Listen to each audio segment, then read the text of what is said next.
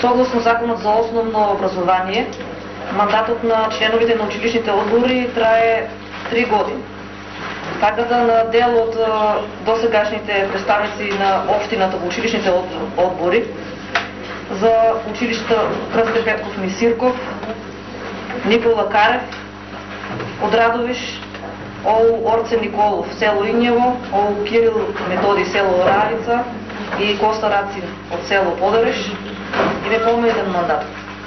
Затоа, согласно законските одредби, истите мора да бидат разрешени, а на Комисијата за мандатни прашања исто така предложи нови членови, односно нови представници за истата точка во училишните одбори. Сметаме дека и досегашните членови добро си ја завршија работата во училишните одбори, беа подршка на директорите и предлагаме да останат на своите функции и овие. Затоа во комисија ќе предлагат истите членови кои до сега ги обавале тие функции.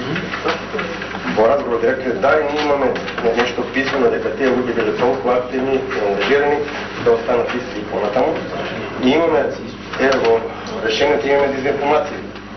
Луѓе пишуваме дека се вработени, тие се пензионери. Во двете школи во Радовиш ставаме пензионери кои треба да се грижат за најбитното нешто, основното образование на нашите деца. Пензионери са членови во управниот одбор.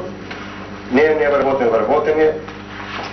Вработен во едно училиште се става во управниот одбор во друго училиште да се грижи за работите на тоа училиште. Мислам, тие се нонсенс работи и јас ќе гласам против ова. Благодарам. Како координатор на Советничката група на Социјалдемократскиот сојуз, ние сме против именување на сите тие исти членови повторно да бидат во училишните одбори, бидејќи сакавме да бидеме исконсултирани, да дадеме и наши предлози. Во едно-две училишта да имаме и наши предлози. Значи, толку самоволно да не настапуваме пак истите. Значи, не би сакала да истакнам поединочно кои да бидат одземени, меѓутоа сакаме како советничка група да се залагаме да дадеме и наши предлози. Во едно-две училишта да имаме и ние наши представници. Како одиме со дискредитирање на одредени личности? Не се согласувам со вас. И пензионерите имаат свое мислење. Тие не се мртви луѓе, ако се пензионери. И добро си ја работат својата работа.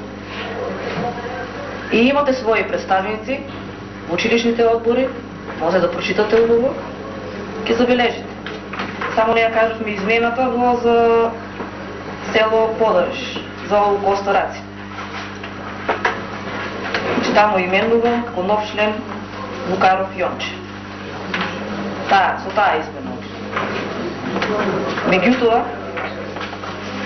сите предложени представници во училишните одбори се компетентни луѓе, лојални граѓани на оваа општина, кои веќе 3 години учествуваат во работата во училишните одбори и сметам дека истото може да го вршат и во наредните 3 години.